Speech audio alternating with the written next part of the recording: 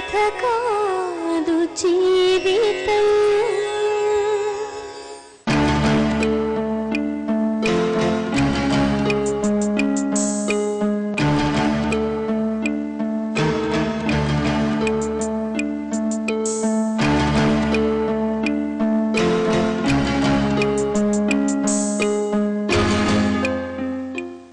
Nursing, ఆండాడు వీళ్ళిద్దరి మధ్య వైవాహిక జీవితం గురించి రెండే మాటల్లో చెప్పాలంటే ఆలోచన చాలా తక్కువ, అనవసరమైన మాటలు చాలా ఎక్కువ.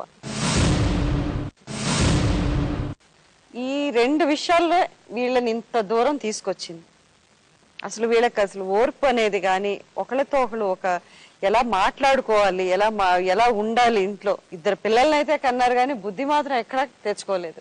మరి వీళ్ళు ఇలాంటి వాళ్ళు తల్లిదండ్రులు అయ్యి మరి పిల్లల్ని ఎలా పెంచుతారు, వాళ్ళకి ఎలాంటి బుద్ధి చెప్తారన్న విషయం మాత్రం నాకు అర్థం కావట్లేదు. మరి వీళ్ళకి మీరేం చెప్పారు? చూసేటటువంటి ప్రపంచానికి ఆండాలుని నర్సింగ్ యొక్క జీవితం చాలా గ్రీన్ గా కనిపిస్తుంది మేడం. ఎంతో హ్యాపీగా ఉన్నారు. వీళ్ళకి ఒక 7.5 month old daughter, 1 year old son ఉన్నారు. కాబట్టి వీళ్ళు ఎంతో హ్యాపీగా ఉన్నారు. కానీ లోపల మాత్రము విపరీతమైనటువంటి బాధ, ఒకరి మీద ఒకరికి ఎటువంటి అండర్స్టాండింగ్ లేదు. ఇన్నాళ్ళు మనం చాలా ఎపిసోడ్స్లో అపనమ్మకము, అనుమానం గురించి మాట్లాడుకుంటున్నాం. కానీ మనిషి మీద, తన మీద ఉన్నటువంటి నమ్మకం ఎంత ఇంపార్టెంట్, కాన్ఫిడెన్స్ ఎంత ఇంపార్టెంట్ అన్నది కూడా చాలాసార్లు డిస్కస్ చేస్తాం. కానీ ఒక్కోసారి నమ్మకం ఏ స్టేజ్కి వెళ్తుందంటే కనుక ఓవర్ కాన్ఫిడెన్స్ లెవెల్కి వెళ్ళిపోతుంది. ఇది నేను మెయిన్గా ఆండాల వివరణ గురించి చెప్తున్నాను. ఇంకొకటి ఏంటంటే ఆండాల గురించి చెప్పుకోవాల్సిన విషయము, ఆవిడ ఒక విధమైనటువంటి సైకలాజికల్, ఇమోషనల్ ఇన్ఫీరియారిటీ కాంప్లెక్స్లో తను ఉంది మేడం. ఎందుకంటే ఇది ముఖ్యంగా తను ఏదన్నా ఒక విషయాన్ని చూసినప్పుడు దాన్ని విపరీత ధోరణిలో చూస్తుంది. అది ముఖ్యంగా తన హస్బెండ్కి సంబంధించినటువంటి విషయం. ఇది ఎందుకు వచ్చింది అంటే ఆ అమ్మాయి పెరిగినటువంటి వాతావరణం, ఆ అమ్మాయి సిస్టర్స్ యొక్క ప్రజెంట్ లైఫ్ స్టైల్ అవి చూస్తే కనుక ఒక ఫ్యామిలీలో ఒక 5 సిస్టర్స్, బ్రదర్స్ ఉన్నటువంటి పరిస్థితుల్లో ఏంటంటే ఒక్కొక్కళ్ళ సంసార జీవితం ఒక్కో విధంగా ఉంటుంది. ఎవరి సంసార జీవితాన్ని మనం పోల్చలేం. నాది కూడా అలాగ ఉండాలి అని కోరుకోవటంలో తప్పులేదు. కానీ అలాగే ఉండాలి అని చెప్పి ఉన్నటువంటి జీవితాన్ని మౌల్డ్ చేసుకుని మాడిఫై చేసుకోవటానికి ట్రై చేస్తే కనుక కష్టాలు, నష్టాలు తప్ప ఇంకోటి ఉండదు. చాలా సందర్భాల్లో ఆండాలు కూడా మేడం ప్రతి విషయానికి కూడా, చాలా విషయాలకి, ప్రతి విషయానికి అంటాం తప్పేమో కానీ చాలా విషయాలకి చిన్నపాటిదో పెద్దపాటిదో తెలియదు కానీ నేను చనిపోతాను, నాకు ఇంక బ్రతకటం ఇష్టం లేదు. సో ఏంటంటే ఈ అబ్బాయి అది ఎలా కంట్రోల్ చేయాలో తెలియనటువంటి పరిస్థితుల్లో ఏంటంటే ఇతను కూడా, ఆవిడ ఓవర్ కాన్ఫిడెన్స్ అని ఇందాక మనం చెప్పుకుంటే ఇతను ఓవర్ యాక్షన్ ఎక్కువ. అంటే ఏంటంటే భార్య అన్న దానికి ఒక 2 దెబ్బలు పడితే కనుక ఆటోమేటిక్గా లైన్లోకి వస్తుంది అన్న భావన ఉన్నటువంటి వ్యక్తి.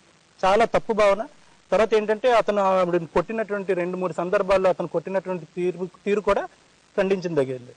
అయితే అది ఆ విషయంలో ఇతనిది గ్యారంటీగా తప్పైతే ఉంది మేడం.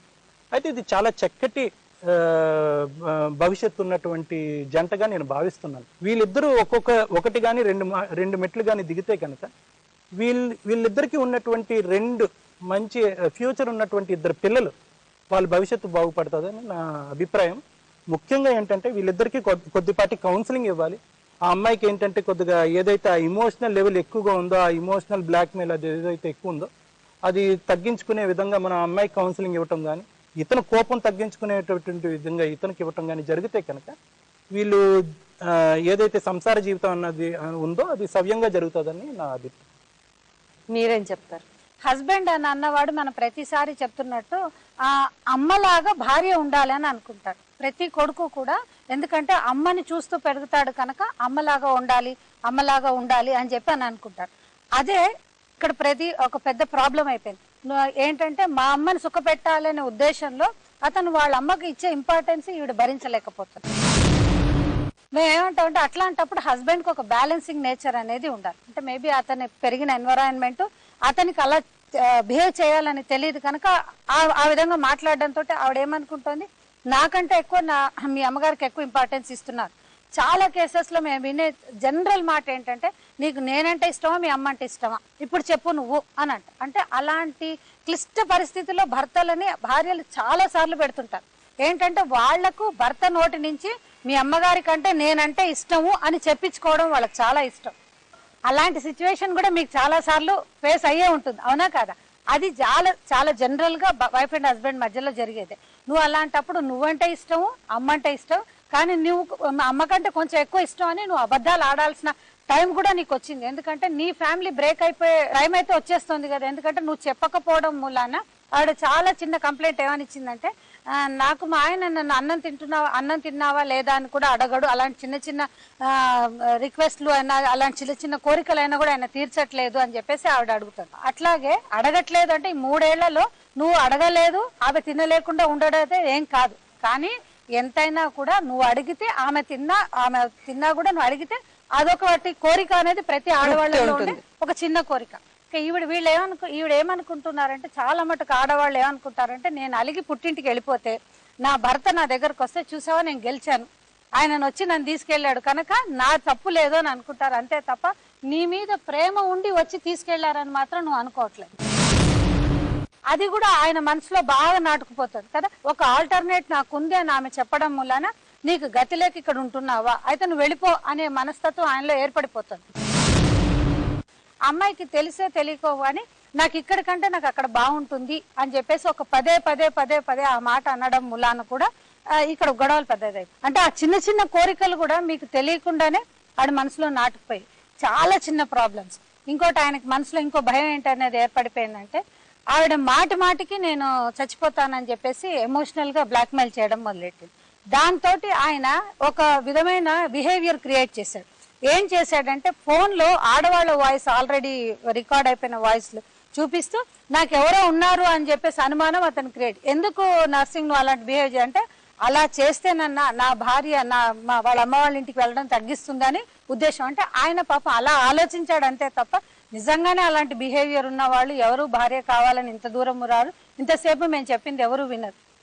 ఇంకా భార్యలాగమ్మ నువ్వు మాటికి మీ అమ్మగారు నువ్వు ముందు అడుగుతావు, నన్ను తర్వాత అడుగుతావు అని అంటే, ఫస్ట్ ఆ తల్లిని తర్వాతనే కదా భార్య ఎక్కడైనా కూడా. నేను అన్నన్ మేడం తల్లి ఇంకొక మాట కూడా నువ్వు చెప్పావు ఏంటంటే, వాళ్ళ అమ్మగారు నన్ను అడుగుతారు భోజనం చేసావో లేదో అని చెప్పి, నా భర్త నన్ను అడగట్లేదు.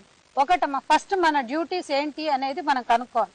ఇంకొకటి, చాలా మంది భార్యలు చేసే పెద్ద మిస్టేక్ ఏంటంటే, నా భర్త నాకు కావాలి కానీ వాళ్ళ అత్తగారు వద్దు, వాళ్ళు ఎవరు వద్దు అని అనుకుంటారు. అన్నిటికంటే ఈజియెస్ట్ ట్రిక్ మేము ఎప్పుడు ప్రతి ఆడవాళ్ళకి ఇలాంటి గొడవలు ఉండే ఆడవాళ్ళకి మేము చెప్పేదంటే, నీ భర్త కంటే ముందు నువ్వు మీ అత్తగారు వాళ్ళని మీ వాళ్ళని ప్రేమించు. డెఫినెట్ గా మీ ఆయన నిన్ను ప్రేమిస్తారు. ఆయన అడిగిన ఒక చిన్న కోరిక, అవునా? పెళ్లి కాకముందే అడిగిన మేడం, మా అమ్మ వాళ్ళకి నువ్వు విలువిస్తే నేను ఎన్నో పెట్టి చూస్తా అని చెప్పి. చిన్న అమ్మాయికి తెలియదమ్మా, ఏం కూర్చోబెట్టి మనం చెప్పడం వలన ఇప్పుడు నీకంటే ముందు మీ అమ్మని చూసుకుంటాను. చిన్నగా ఒక ఫోన్ వస్తేనే మీ అక్క ఫోన్ చేసిందని ఆడ వాడేసిపోతుంది. ఎందుకంటే ఇప్పుడు నీతో పెళ్లి చేసుకున్నంత మాత్రాన నా అక్క ఫోన్ చేస్తేనే నువ్వు లిఫ్ట్ చేయనప్పుడు నీ ఇంట్లో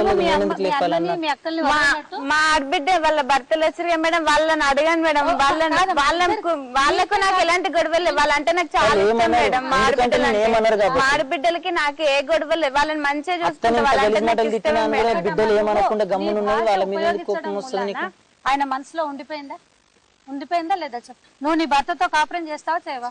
మరి వాళ్ళ అమ్మని తిడుతుంటే ఆయనతో నువ్వు కాపురం చేయడానికి వీలుంటుందా?